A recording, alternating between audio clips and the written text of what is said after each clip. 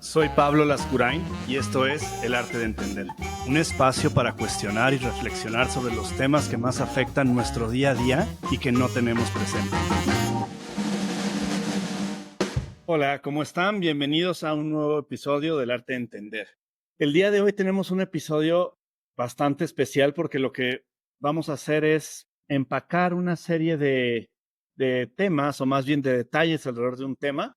Y el tema del día de hoy tiene que ver con la conexión entre la mente y el cuerpo, ¿no? Es algo que desde hace tiempo se ha debatido incluso si en realidad es que haya una conexión o si son el mismo sistema y por ende no necesariamente es que tengan una conexión, sino que pertenecen a la misma dinámica. Pero bueno, más allá de eso, hoy tenemos 4 temas que me gustaría compartirles y que sin duda creo que podemos entenderlos como formas o mecanismos en los que, como hemos venido comentando a lo largo de otros episodios, no se trata de saber cómo resolver todo o de tener las respuestas para todo. Muchas veces solo se trata de tener cierto conocimiento que lo que nos va a hacer es lograr entender cómo funcionamos, cómo funcionan las cosas, dejar de sentirnos tan distintos en algún aspecto o en varios aspectos, que me parece que esto no lo había comentado, ¿no? Pero la razón por la que yo escribo El Arte de Entender, que es el libro que un poco da origen a este podcast, justamente tiene que ver con eso, ¿no? Tiene que ver con el haber vivido yo durante muchos, muchos años, décadas, sintiendo que era una persona muy distinta y que no vivía necesariamente lo que vivían otros y sobre todo no entendía y no comprendía las cosas en el mismo sentido que las otras personas, ¿no? Después de mucho tiempo de analizarme, de analizar lo que pasaba en el mundo y de simplemente llevar todo al extremo, de decir, bueno, es que yo soy distinto, yo pienso distinto, yo me porto distinto, yo siento distinto, me empecé a adentrar en el mundo de cómo funcionamos los seres humanos, cómo funcionamos las personas, cómo nos vamos desarrollando, por qué nos convertimos en las personas que acabamos siendo y qué tanto tenemos la capacidad o no de transformar esa forma de ser y de transformar lo que vemos y lo que asumimos del mundo.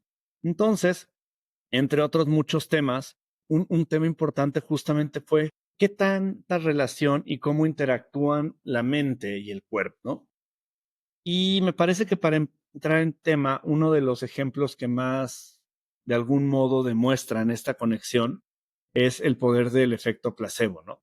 Para los que no saben, básicamente el efecto placebo es un término utilizado alrededor de la medicina y es cuando en un estudio clínico, en un estudio, por ejemplo, de algún medicamento para el dolor o de algún medicamento para evitar ciertos síntomas, lo que se hace es que a un grupo de control se les da, por un lado, la parte del medicamento real para ver qué efectos secundarios tiene, para ver qué eficiencia tiene, y a otro grupo se les da un placebo que básicamente variará un poco de caso por caso, pero básicamente es como una pastillita que se ve igual, que tiene el mismo tamaño y que simplemente es algo, pues no sé, una fórmula que no tiene ningún tipo de efecto, ¿no? Puede ser con azúcar, puede ser con distintas cosas, pero a lo que voy es que no tiene medicamento, no tiene ningún tipo de efecto en el cuerpo. Sin embargo, ¿qué es lo que sí existe y por qué el nombre de placebo y del efecto placebo? Pues justamente porque nosotros como seres humanos, ya lo habíamos comentado en algún otro momento, la vida son las historias que nos contamos, ¿no? Y la vida son las interpretaciones que tenemos del mundo. Entonces, ¿qué pasa? Y pasa incluso en el extremo de la medicina, que parecería que es un lugar en donde no caben este tipo de aseveraciones, pues que justamente las personas crean a través de su conexión o de su relación entre la mente y el cuerpo un efecto de apreciación o incluso biológico, químico, funcional dentro del cuerpo, ¿no? Entonces pensemos que se está probando una medicina nueva que lo que hace es disminuir el dolor de cabeza. La mitad de las personas tomaron el medicamento, la otra mitad tomaron el placebo, que como les decía es esta pequeña pastilla de azúcar o de cualquier otra cosa que no tiene ningún tipo de componente médico o analgésico. Y entonces, los que toman el placebo, los que no tomaron el medicamento, de todas maneras reportan que el dolor de cabeza desapareció o disminuyó, ¿no? Y de ahí viene entonces la importancia de explorar cómo nuestras creencias, porque al final la gente les deja de doler la cabeza o les duele menos la cabeza con el placebo porque tienen una creencia. Y la creencia es que tomaron una medicina que debe de provocar un efecto. Entonces, aquí lo que me parece importante e interesante analizar es qué tanto, más allá de los experimentos clínicos, qué tanto tenemos este efecto placebo y en dónde, y a qué extremo lo podemos fomentar o lo podemos de algún modo desarrollar, incluso con conocimiento de causa. No hay duda, y es algo que también está científicamente comprobado, cómo nuestras creencias pueden influir no solo en nuestro bienestar mental, sino también en nuestro bienestar físico. Entonces, ¿qué pasa? ¿Cómo vivimos este efecto placebo? ¿Cómo vivimos este efecto de a través de nuestras creencias poder crear una mejor realidad, incluso en nuestro cuerpo, ¿no? Hay distintas formas en las que nosotros podemos acceder o interpretar o empezar a provocarnos este efecto placebo, no solo en cuestiones médicas, ¿no? Sino también en lo que va pasando en nuestra día a día, ¿no? Hay esta serie como de frases que sí tienden a ser como mucho más cliché de querer es poder y lo primero que tienes que hacer es creértela. Y aun y cuando estas frases son un cliché y no tienen una profundidad real, sí hay este componente en el que el crear las condiciones a tu alrededor que te hagan tener que asumir una creencia y esa creencia se puede convertir en algo que te beneficie, ¿no? Entonces tú puedes empezar a pensar que gracias a que tomas una acción, esa acción tiene un resultado y esto viene de nuestros propios hábitos. ¿Sí? ¿Cuántas personas no hay que decimos o que dicen, es que si me duermo temprano me siento mucho más descansado por las mañanas, o viceversa? Si me levanto muy temprano, siento que mi energía durante el día es mucho más poderosa, mucho más activa, mucho más mentalmente eficiente o ágil, ¿no? Y no es tan importante la parte de decir, bueno, pero ¿de dónde salió esa energía? O si hay esa energía o no la hay. ¿Qué es lo que es fundamentalmente importante? ¿Cómo empezamos a repetir esos hábitos? Y cómo nos creamos o adoptamos esta serie de creencias que, fuera de ser creencias como la mayoría de las que giran alrededor de la sociedad, que son creencias limitativas, pensemos como creencias limitativas en todo lo que te pone ciertas restricciones alrededor de lo que tú quieres hacer, ¿no? Entonces, una creencia limitativa de roles de género es una mujer no puede irse de viaje sola, ¿no? O una mujer no puede decidir tener relaciones sexuales con un hombre al cual le gusta y con el cual quiere pasar la noche si no hay un compromiso de mediano a largo plazo.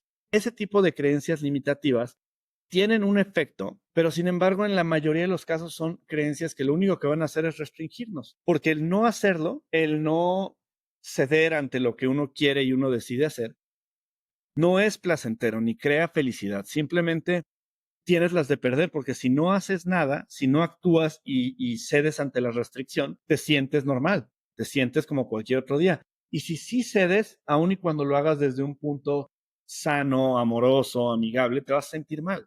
Entonces, ¿cómo funciona o cómo podemos adoptar creencias que sean exactamente lo contrario? Una creencia que incluso cuando no la hagas te haga sentir bien y cuando la hagas te haga sentir mucho mejor. Pues justamente esta es la forma en la que podemos ir construyendo nuestro efecto placebo. Cómo a través de nuestros hábitos y de nuestras acciones controladas podemos ir hacia allá, ¿no? Entonces, como en la mayoría de las cosas, desafortunadamente no es que haya una respuesta fácil, pero lo que sí hay es la disposición de tratar cosas, ¿no? La disposición de decir, oye, yo me levanto todos los días a las 8, déjame, trato de levantarme una semana todos los días a las 6:30 de la mañana y veo qué pasa. Yo me duermo todos los días a las 12 de la noche. Déjame ver si me duermo 2 o 3 horas antes, qué pasa, ¿no? Y esas son las partes fáciles, ¿no? Las partes donde nosotros tenemos todo nuestro control, como en la mayoría de los casos, pues es a qué hora nos despertamos o a qué hora nos dormimos, evidentemente, excepción de las personas que tienen que cuidar niños pequeños o bebés o tienen alguna complejidad mayor. Pero digamos que en cierto sentido tenemos, a lo mejor no márgenes tan amplios, pero sí podemos decidir dormirnos o un poco más temprano o un poco más tarde y ahí empieza la capacidad de jugar con estas decisiones, ¿no? Podemos decidir tal vez dejar de comer harinas por una semana y ver qué pasa.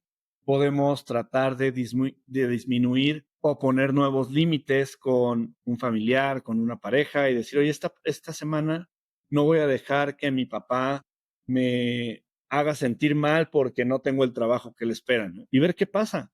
Todo esto va generando como una especie de data y de ahí es donde podemos empezar a entender qué tanto queremos o no corregir estas cosas, ¿no? Qué tanto podemos o no cambiar.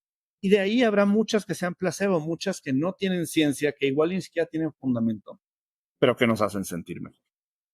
Y en ese mismo sentido, desde hace no mucho tiempo, ha emergido una ciencia que habla justamente de la interdependencia o de la conexión o de la dependencia que puede existir entre el gut, sí, nuestro sistema alimenticio y nuestro cerebro. Y toda esta ciencia que está emergiendo, pues justamente habla de cómo nuestra química, nuestra biología y todo lo que está sucediendo dentro de nuestro sistema digestivo alimentario tiene un impacto importante en tres cosas: en nuestro estado de ánimo, en nuestra capacidad de aprender y en nuestra posibilidad de recibir y interpretar nueva información, ¿no? Esta microbiótica interna que tenemos, que básicamente se desarrolla a través de lo que comemos, a través de nuestros hábitos, pues de ejercicio, de sueño, de salud, empezamos a ver que no solo es un tema filosófico o romántico, ¿no? El tema de la conexión entre la mente y el cuerpo, sino que esta microbiótica que existe dentro de nosotros empieza a tener este impacto, ¿no? Y empezamos a ver cómo de repente, sí, lo que hablábamos un poquito antes es, oye, ¿sabes qué? Dejé de consumir azúcar refinado y ahora me siento mucho mejor, no solo en términos de que mi salud al mediano a largo plazo esté mejor, sino me siento mejor, me siento menos ansioso o me siento con mayor claridad mental. Y de ahí que empujo y promuevo esta parte, ¿no? ¿Qué cambios estás promoviendo hoy tú en tu vida? ¿Qué cambios estás buscando? Tal vez sí porque te los recomendaron, tal vez porque los viste en Instagram, tal vez porque los viste en cualquier lado, pero ¿qué tanto vas experimentando? ¿Y cuándo fue la última vez que experimentaste con dejar un alimento, sobre todo los alimentos que todos sabemos sus efectos, ¿no? Las harinas refinadas, el azúcar refinado, las grasas saturadas, pero también en otras cosas, ¿no? Creo que sin duda la parte de entender cómo funcionan las porciones, las proporciones y la combinación de alimentos, pero también esta parte en la que qué tanto eres consciente de no estar llevando tu cuerpo a un nivel de estrés alto porque trabajas 10, 12, 14 horas al día y con ello pierdes la capacidad o la claridad mental. Eh, y de ahí es que viene otra vez este poder o este empuje, ¿no? De la conexión entre la mente y el cuerpo. El tercer punto, que también es un punto que creo que se ha vuelto súper popular y sin embargo me ha tocado a lo largo de casi una década, un poquito más, un poquito menos, entenderlo mejor y desmitificarlo un poco, y tiene que ver con el tema de la meditación y de este concepto medio pop, medio ambiguo, que es el mindfulness, ¿no? ¿Y qué implica? Porque sin lugar a dudas existen como todas estas versiones, ¿no? Hay quien habla del mindfulness como la capacidad de estar presente o la capacidad de estar en paz o la capacidad de escuchar. Y como muchos otros temas, este término también se ha vuelto un poco un desastre. Pues porque la mayoría de las personas que te quieren vender algo, una plática, una charla, un curso, justamente hablan de esto, ¿no? Te voy a vender un taller de mindfulness para que tú encuentres las herramientas que te van a permitir y agrega lo que quieras, ¿no? Te van a permitir ser más feliz en tu trabajo, encontrar una pareja, lanzar tu emprendimiento. Y tienes todas estas combinaciones de cosas en donde parecería que el mindfulness y la meditación son como la solución a todo, ¿no? Y por otro lado existe como este concepto o esta idea de que por un lado está en el mindfulness que te permite como toda esta apertura de vida y de conciencia, y por otro lado está la meditación, ¿no? Y la meditación también se acaba vendiendo como esta práctica mágica, en donde lo único que tienes que hacer es sentarte y no hacer nada y callar tu mente y callar tus pensamientos, y con eso vas a tener cero estrés, cero temas emocionales, cero ansiedad, y la realidad es que no es así, ¿no? Y es un tema, me gusta pensar que es un tema de reputación, ¿no? Entonces, yo empezaría desmoronando o deshebrando un poco el tema del mindfulness y la importancia de entender qué es. Cuando nace este término, más bien lo que se trata de hacer o de promover es un acercamiento holístico al tema de la mente y cómo el tema de salud mental, o mejor dicho, de bienestar mental, no solo es un tema de evitar o trabajar o entender lo malo y tratar de estar alerta a que no suceda o a que suceda lo menos posible, sino empieza a haber toda esta corriente de pensamiento filosófico, psicológico, en donde lo que se promueve es que tiene que haber se tiene que construir una capacidad dentro de nosotros mismos que nos permita ir abriendo la receptividad que tenemos hacia distintas cosas, empezando un poco hacia nosotros mismos, ¿no? Y es como esta apertura de mente y curiosamente, fundamentalmente, esta apertura de mente inicialmente se basa en gran medida en abandonar las creencias de las que hablábamos, las creencias limitativas, ¿no? ¿Y qué creencias limitativas tienes? Si me equivoco, es que soy un perdedor, la creencia limitativa. Si no trabajo 14 horas al día, es que soy un flojo, creencia limitativa. Si no tengo una relación tradicional y me caso y tengo hijos, fracasé como hombre, fracasé como mujer, una creencia limitativa. Todas estas creencias limitativas, imaginemos que el cerebro es como un pequeño pedazo de tierra y todas estas creencias limitativas lo que hacen es llenar de bardas tu pedacito de tierra, tu terreno, hasta que te dejan un pedazo chiquitito y totalmente aislado del mundo exterior. Lo mismo pasa con otras cosas que hemos hablado, ¿no? Lo mismo pasa con las experiencias traumáticas que definen cómo nos relacionamos, cómo damos amor, cómo damos empatía, cómo las recibimos, todo esto. Lo mismo pasa, ¿no? En el camino, estas heridas, estos traumas, estas cuestiones que no hemos logrado resolver o entender, nos van provocando también que esto de algún modo nos haga cerrarnos, y entonces, si algo se ve de cierto modo, está descartado automáticamente, ¿no? Si algo se siente de este modo, no quiero ni siquiera escuchar, ¿no? Y eso hace otra vez el mismo efecto, ¿no? Tanto en la vida personal como en la vida profesional, crea el mismo efecto, que es, estoy cerrado y mi mente está cerrada y a duras penas yo mismo puedo acceder a esa mente, ¿no? Entonces, el mindfulness, ¿a qué se refiere? Pues a la importancia de que nuestra mente, en la medida en la que está más abierta y más receptiva y le hace menos caso a nuestras creencias limitativas, tiene la capacidad de aprender más, de vivir más relajada y menos estresada. Y al poder escuchar mejor, al poder entender mejor y al poder asumir que lo que sabemos no es tan radical ni tan cierto, al entender que lo que no sabemos tampoco nos define, y que tampoco podemos construir una vida basado en que ya tenemos todas las respuestas, pues nos hace personas más felices porque no tenemos que ir por el mundo forzando a que los demás entiendan o vean las cosas como nosotros las vemos o entendemos. Nos ayuda también a que cuando de repente estamos en desacuerdo con alguien más, podemos aceptar que no sabemos, podemos aceptar que no entendemos, o podemos simplemente aceptar que no está bajo nuestro control, o simplemente somos personas distintas y lo que hace sentido para mí no tiene que hacer sentido para ti, siempre y cuando sea un tema de respeto y un tema de formas de ver la vida, ¿no? Entonces, por eso cuando hablamos de mindfulness, más allá de que vayan y tomen talleres o se inscriban o lean un libro, ese es el ejercicio. El ejercicio es entender cuáles son tus creencias limitativas. El ejercicio es contestar por qué o en qué situaciones te cierras a escuchar a los demás y no te importa lo que tienen que decir o lo que tienen que pensar. Y qué tanto vas por la vida forzando escuchar, entender, aprender o comprender como los demás, o quieres que los demás lo hagan como tú, porque ahí es donde hay una falta total de mindfulness. No en estar cool, no en estar chill, no en que nada te afecte, no en todos estos clichés bastante torpes como ponte tú en primer lugar o no te lo tomes personal, que son clichés bastante tontos.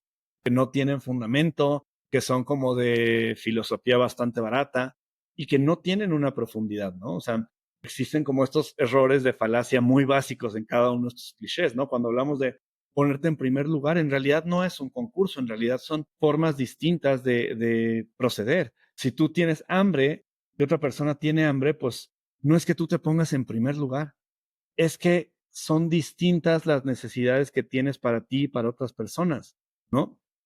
Es como si tú dices, oye, ¿sabes qué? Yo, no sé, quiero estudiar, pero alguien se accidentó y necesita que le ayude. No, pues yo tengo que estudiar, me pongo a mí en primer lugar y que la otra persona pues que se muera porque no lo voy a ayudar, porque me puse en primer lugar. Es una torpeza, es una redacción torpe pensar así, ¿no? Sino más bien lo importante es entender el sistema de valores que tú tienes para tomar decisiones. Eso sí es una cuestión profunda. Lo importante es entender cuándo tienes que priorizar algunas cosas sobre otras, independientemente de que sean tuyas o ajenas, ¿no? Es mejor no hacerle daño a alguien versus tú estar un poquito mejor, ¿no? Aunque se parte de la premisa de que tú ya estabas bien.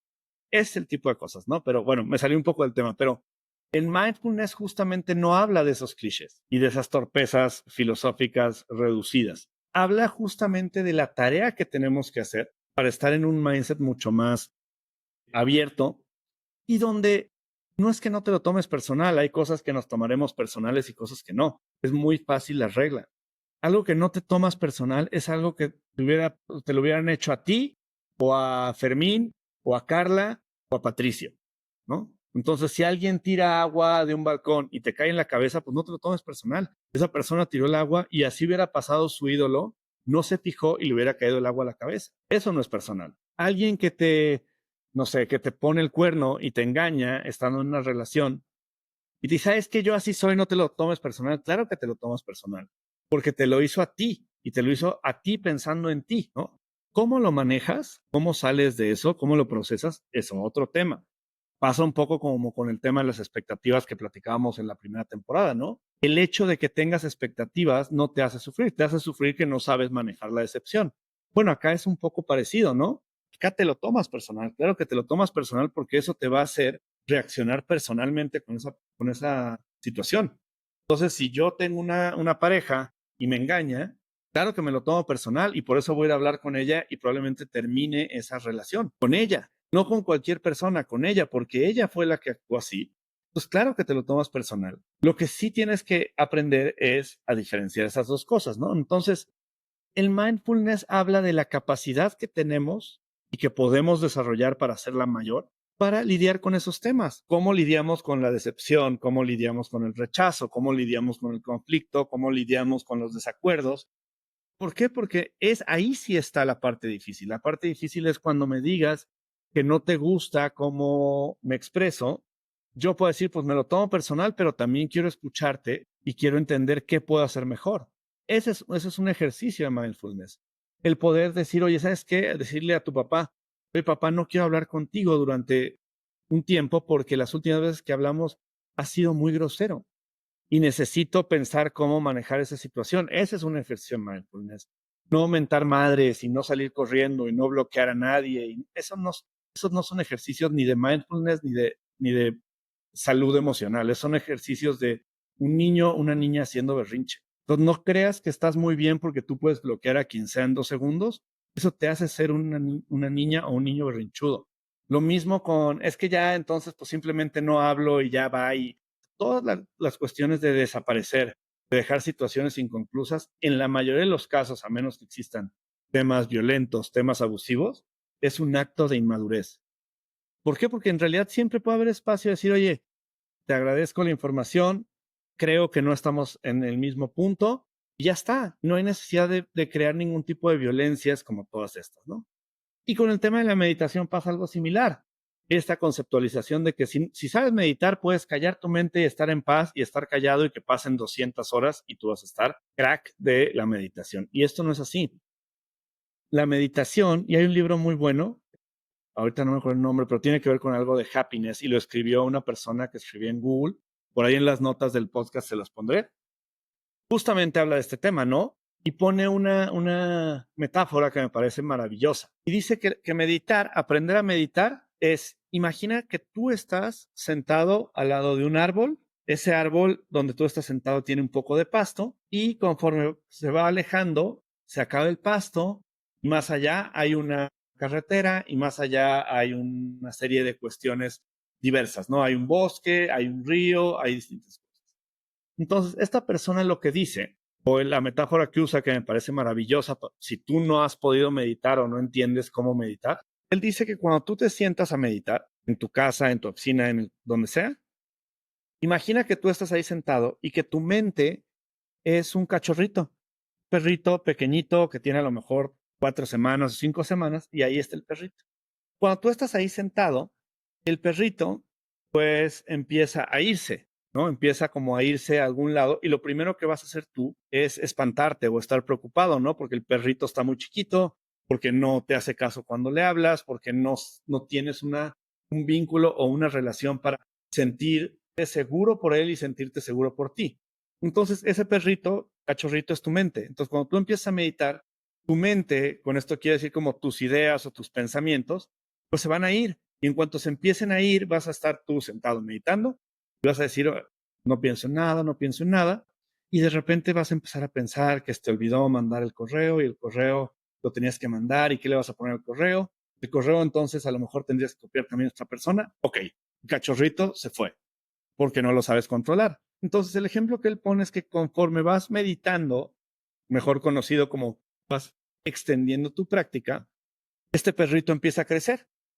Entonces, ¿qué pasa cuando un perrito ya no es un cachorro y es un poco más grande? Pues de repente, imagínate que estás con tu perro en algún lado para quienes lo tengan o con tu bebé.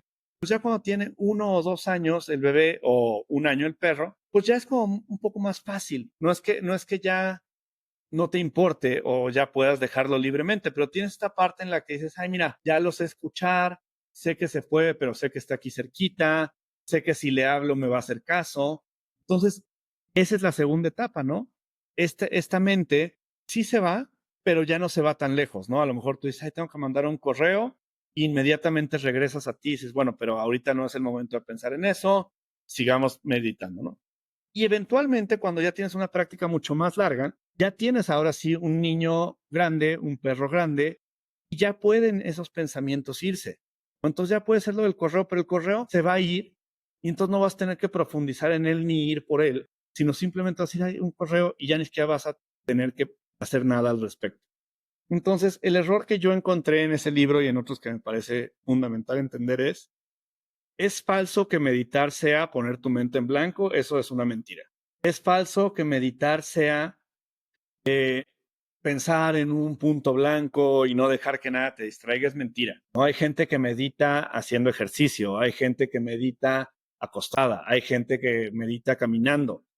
El, el, el gran reto de meditar justamente es controlar nuestro perro y que ese perro ya adulto, cuando ya meditamos y lo sabemos hacer, ese perro puede ir, regresar, venir y a nosotros eso no nos altera ni nos desconcentra ni nada, pero claro que va a haber personas, vamos a ver personas que en nuestro ejercicio o práctica de meditación tenemos esta forma en la que somos mucho más activos, en las que no estamos sentados en flor de loto pensando en el punto blanco, sino que la meditación es el ejercicio de poder tranquilizar nuestra mente y hacerla que avance a un paso mucho más lento, mucho más cómodo y mucho más reparador. No es no pensar en nada. Entonces, bueno, ese es el tema de la conexión entre la mente y el cuerpo. Faltan evidentemente muchas cosas, ¿no? Falta, no sé, la parte afectuosa, ¿no? Como el poder que hay cuando, no sé, por ejemplo, cuando estamos enfermos y alguien nos cuida, una mamá, un papá, una pareja, un hermano, ¿no? Y el poder que tiene eso sobre el cuerpo o el padecimiento. Sin duda también como la parte sexual, ¿no? O sea, cómo la parte sexual, independientemente de sus características afectivas, de pareja, de lo que sea, pues también tiene una serie de efectos, ¿no? En cómo el cuerpo encuentra distintos beneficios o distintos procesos que se benefician, ¿no? De esa interacción. Y el punto es ese. Yo creo que el punto es descubrir, el punto es tratar, el punto es nunca estar tan cómodos que no queramos tratar o experimentar cosas nuevas, porque en cualquier momento podemos encontrar algo que nos cambie la vida y que nos haga mucho más felices, mucho más plenos y si no, por lo menos, pues mucho más en paz. Muchas gracias por acompañarme el día de hoy. Espero que cuides tu cuerpo, espero que cuides tu mente y recuerda que nuestro cuerpo y nuestra mente empiezan con la forma en la que nos tratamos a nosotros mismos, la forma en la que nos rodeamos de otras personas que también los cuiden y los respeten y no dejes de tener conciencia sobre eso. Ten una muy linda semana, nos escuchamos en el siguiente episodio y gracias por acompañarnos. Gracias por acompañarme en este episodio y como siempre, si tienes alguna pregunta o algún comentario, solo tienes que entrar a pablolascurain.com/pregunta y me encantará saber qué estás pensando.